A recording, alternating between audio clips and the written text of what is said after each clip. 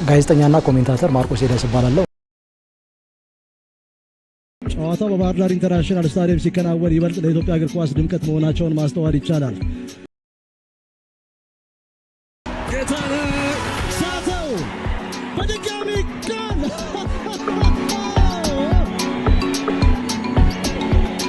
17 ሳምንት ጠብቋል። በዚህ ልክ ማርክ ፈረጆቹ የብላንደር ሚስቴክ የሚሉት አይነት ስህተት ነው። ምክንያቱም ምናልባት ጎል አዲዮሳና ሄኖክ አበበ ጨዋታውን በፊሽካቸው ደመደሙ። ምን አይነት ልብ አንጠልጣይ ጨዋታ ነው! ለኢትዮጵያ ፕሪሚየር ሊግ ጥሩ ማስታወቂያ የሚሆን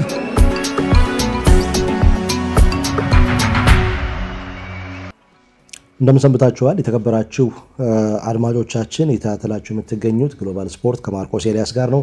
ከዚህ ሰዓት ጀምሮ እንግዲህ በድሬዳዋ እግር ኳስ ዙሪያ ቆይታ የምናደርግ ይሆናል። የድሬዳዋ እግር ኳስ ሲነሳ ትውስታችሁ ምንድን ነው? ከእናንተ አስተያየት ብንጀምር ደስ ይለኛል። ከዛ ውጪ የድሬዳዋ እግር ኳስ ሲነሳ በውስጡ ታሪክ አለው፣ ተሰጥኦ አለው፣ እንደዚሁም ደግሞ ብዙ ትውስታዎች አሉት። መነሻው ደግሞ ያው የብዙዎች የድሬዳዋ እግር ኳስ ተጫዋቾች አሸዋ ሜዳ ነው። እዛ ጉልበትና ቴክኒክን በሚገባ የሚያዳብሩበት ቦታ ነው። ጉልበት ይሰጣል፣ በቴክኒክ የላቁ እንዲሆኑ ያደርጋቸዋል። እዛ ሜዳ ላይ ተጫውተው ካሳለፉ በኋላ ሳር ሜዳ ላይ ሲጫወቱ እንደ ልባቸው መጫወት እንዲችሉ እድል ይሰጣቸዋል።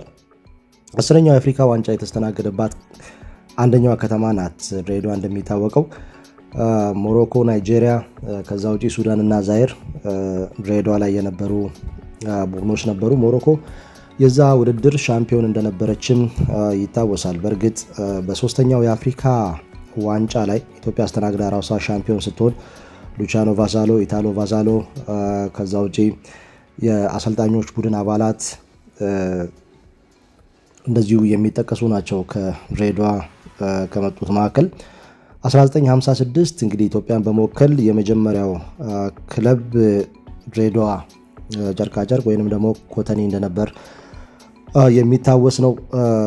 በወቅቱ ባቡርና ኮተኒ ድሬዳዋ ሲነሳ አብረው ስማቸው የሚነሱ ክለቦች ናቸው።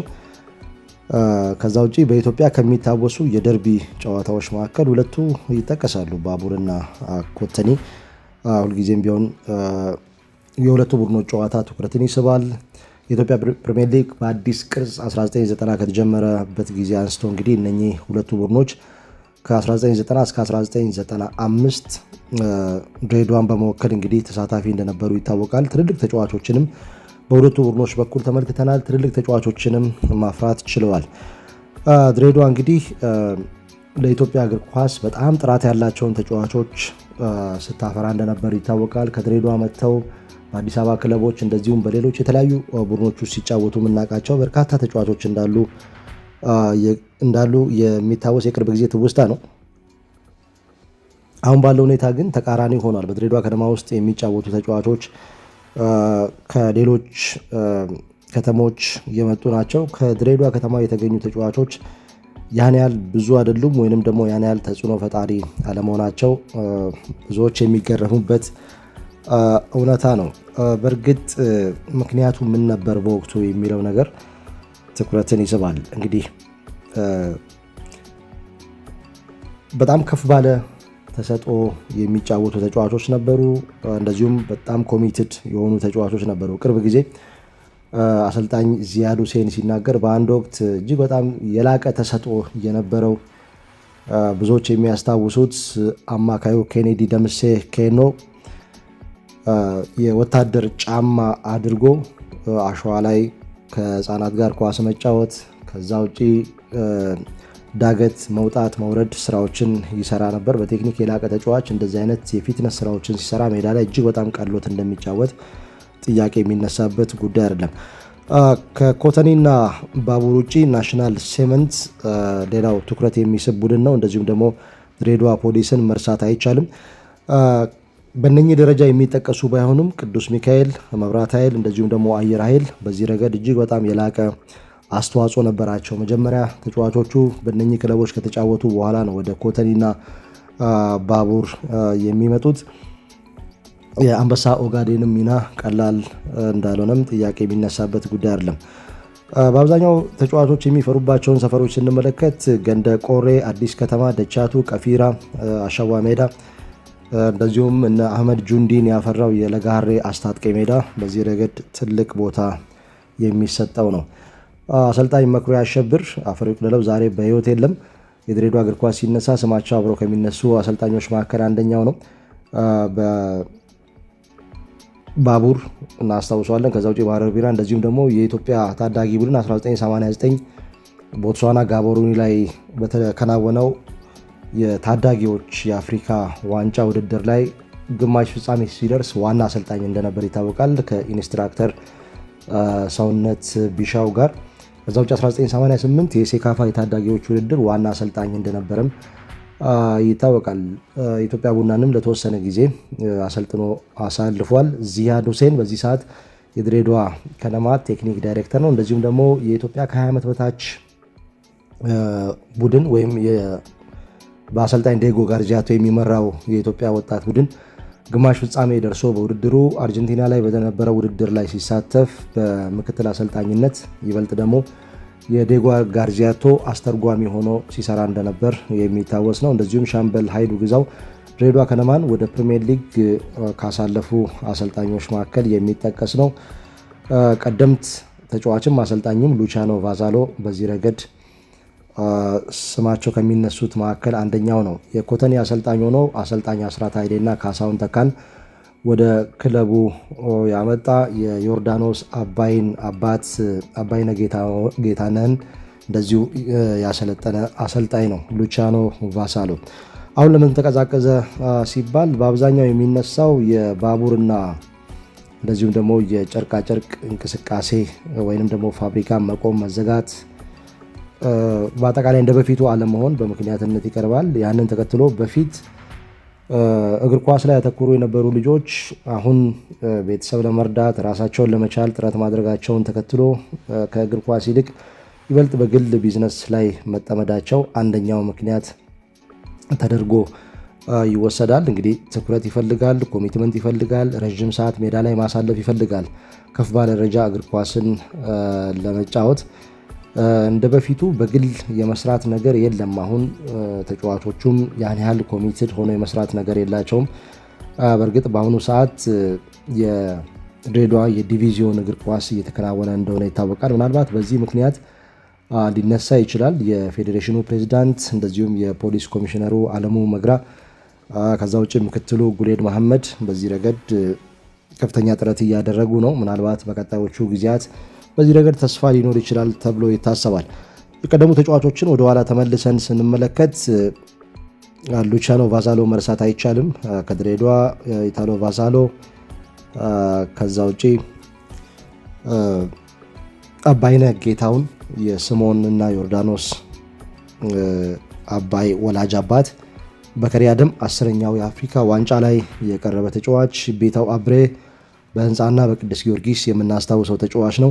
መሐመድ ኦስማን ሚግ ኢትዮጵያ በ13ኛው የአፍሪካ ዋንጫ ላይ እንድትቀርብ ቁልፍ ሚና የነበረው ጊኒ ላይ አቻነት ጎል ያስቆጠረ፣ አሳዛኝ ሁኔታ ከዓመታት በፊት ከዚህ ዓለም በሞት የተለየ አስደናቂ ተጫዋች ነው። እንደዚሁም ደግሞ ዳኛቸው ደምሴና ተካበ ዘውዴ በዚህ ረገድ የ1980 ሴካፋ ሲነሳ ስማቸው በቀዳሚነት የሚነሳ ነው። ተካበ በዛ የፍጻሜ ጨዋታ ላይ 2 የመለያ ምቶችን ሲያድን፣ ዳኛቸው ደምሴ ደግሞ የማሸነፊያ ጎል አስቆጥሮ እንደነበር ይታወቃል። የተካበ ዘውዴ ታናሽ ወንድም አማረ ዘውዴም እንደዚሁ እጅግ በጣም አስደናቂ ተጫዋች እንደነበር ይታወቃል። አሰግድ ተስፋዬ ከ8 ዓመት በፊት ከዚህ ዓለም በሞት የተለየው ታላቁ የአጥቂ ስፍራ ተጫዋች በአንድ የካፍ ሻምፒየንስ ሊግ ጨዋታ 5 ጎሎችንም አስቆጥሯል። 1990 ሴንት ሚሼል ላይ፣ ከዛ ውጭ 1989 የኢትዮጵያ ቡና ተጫዋች ሳለ 3 ሃትሪክም ሰርቷል። ፍሳ በጋሻው፣ መሐመድ ቢን ሸሪፍ በቅዱስ ጊዮርጊስ የሚታወሱ ተጫዋቾች ናቸው። አህመድ ጁንዲ 1991 የዓመቱ ኮከብ ተጫዋች እንደነበር የቅርብ ጊዜ ትውስታ ነው። ኬኔዲ ደምሴ ኬኖ 1988 በኢትዮጵያ ሻምፒዮና የዓመቱ ኮከብ ተጫዋች ተብሎ ተመርጧል። በሁለት ጊዜ የሴካፋ ውድድር 1987 እና 88 አሸናፊ የነበረ ቡድን አባል ነበር። 1987 ኮከብ ተጫዋች ተብሎ መመረጡ ይታወቃል። ኤልያስ ሙሜ፣ ስምዖን አባይ እንደዚሁ የምንረሳው ተጫዋች አይደለም። 1987 የሴካፋ ታዳጊዎች ውድድር ኬንያ ላይ ተዘጋጅቶ በነበረ ውድድር ከፍተኛ ኮከብ ጎል አግቢ ሆኖ አጠናቋል። አሸናፊ ግርማ 1993 እና 95 የአመቱ ኮከብ ተጫዋች፣ እንደዚሁም 1994፣ 1997 እና 1998 የሴካፋ ዋንጫ አሸናፊ በመሆን ብቸኛው የቡድኑ አባል ነው። አድላቸው በግብ ጠባቂነት በኩል እንደዚሁም አምባዬ በፍቃዱ ሌላው አስደናቂ ግብ ጠባቂ ነው። ዮርዳኖስ አባይ ቡሎ 1993፣ 1994 እና 1995 ኮከብ ጎል አግቢ ሆኖ ማጠናቀቁ የሚታወቅ ነው። በ24 በ20 እና እንደዚሁም ደግሞ በ14 ጎሎች 1994 ኢትዮጵያ ሩዋንዳ ላይ ተስተናግዶ በነበረው የሴካፋ ውድድር ሻምፒዮን ስትሆን የቡድኑ አባል ሆኖ በፍጻሜው ጨዋታ ላይ ጎል ማስቆጠሩ ይታወቃል። ኬንያ ላይ አራቱ ወንድማማቾች በዚህ ረገድ ትኩረትን ይስባሉ። የዶቃ ቤተሰቦች ፍቃዱ ተካ፣ ተስፋዬ ተካ፣ ታደሰ ተካና አሸናፊ ተካ በዚህ ረገድ በሐረር ቢራ ተስፋዬ ተካ፣ ፍቃዱ ተካና እንደዚሁም ደግሞ ታደሰ ተካ አብረው መጫወታቸው ይታወቃል። በኢትዮጵያ እግር ኳስ አራት ወንድማማቾች በአንድ ክለብ ውስጥ እነኚህ በቀዳሚነት በብቸኝነት የሚጠቀሱ ናቸው። መስፍን ላምባሮ በአዳማ ከነማ ብዙዎች የሚያስታውሱ ተጫዋች ነው። በዚህ ሰዓት በአሜሪካን ሀገር ነው የሚኖረው። ግሩም ስዩም ሌላው እግር ኳስን አስቦ ተረጋግቶ ብልሃትና ብስለትን አንድ ላይ አዋህዶ የሚጫወት ተጫዋች ነው። ሳምሶን ሚካኤል ወይም ሳሚ ልስልሱ ከኢትዮጵያ ውጪ በተከናወነ አንድ ጨዋታ ፈጣን ጎል ያስቆጠረ ተጫዋች ነው። በግንቦት ወር 1990 በቤንጃሚን መካፓ ስታዲየም ያንግ አፍሪካ ላይ ነው በጨዋታ በተጀመረው መጀመሪያው ደቂቃ ላይ ጎል ማስቆጠር የቻለው። በዚህ ሰዓት በእንግሊዝ ለንደን ነው የሚኖረው። በኢትዮጵያ ቡናም እጅግ በጣም የተሳካ ጊዜያትን ማሳለፉ ይታወቃል። ተውፊቅ ሀሰን ቦቦ በኒያላ በወንጂ ከዛ ውጭ በድሬዳዋ ከነማ በአዋሳ ከነማ ብዙዎች ያስታውሱታል። ሌሎች ጉዳዮችን ስንመለከት አሸናፊ ግርማና ዮርዳኖስ አባ 1993 የዓመቱ ኮከብ ተጫዋችና ኮከብ ጎል አግቢ ሆነው አጠናቀዋል። በተመሳሳይ ሁለቱ ተጫዋቾች 1995 ላይ ኮከብ ተጫዋችና ኮከብ ጎል አግቢ ሆነው ፈጽመዋል። የኋላሸት ገብሬ አካካ በዚህ ረገድ ትኩረትን ከሚስቡ ተጫዋቾች መካከል አንደኛው ነው። ተስፋዬ አራጋው እንደዚሁም ደግሞ አግላን ዚያድ በባቡርና በኤልፓ ከዛ ውጪ በ12ኛው አፍሪካ ወጣቶች ዋንጫ በሁሉም ጨዋታዎች ላይ የመሰለፍ እድል የነበረው ተጫዋች ነው። አሁን ላይ ሆኖ ስለ ድሬዳዋ እግር ኳስ ሲነሳ ከሚጠቀሱ ስሞች ምናልባትም ከፍ ባለ ደረጃ ከጠቀስን ቢኒያም በላይ የሚታወስ ተጫዋች ነው። በ2015 ከቅዱስ ጊዮርጊስ ጋር የሊጉን ዋንጫ ሲያነሳ የዓመቱ ኮከብ ተጫዋች ተብሎ መመረጡ ይታወቃል።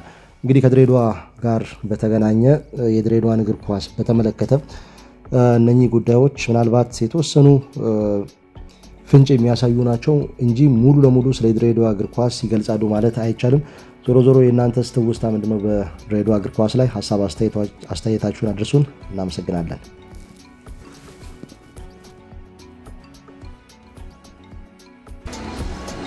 ጋዜጠኛና ኮሜንታተር ማርቆስ ሄደስ እባላለሁ።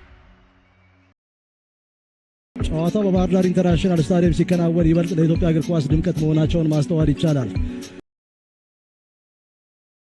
ጌታነህ ሳተው በድጋሚ ጎል!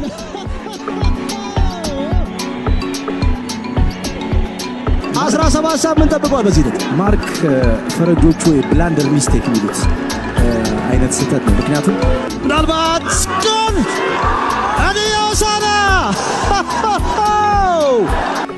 ሄኖክ አበበ ጨዋታውን በፊሽካቸው ደመደሙ። ምን አይነት ልብ አንጠልጣይ ጨዋታ ነው! ለኢትዮጵያ ፕሪሚየር ሊግ ጥሩ ማስታወቂያ የሚሆን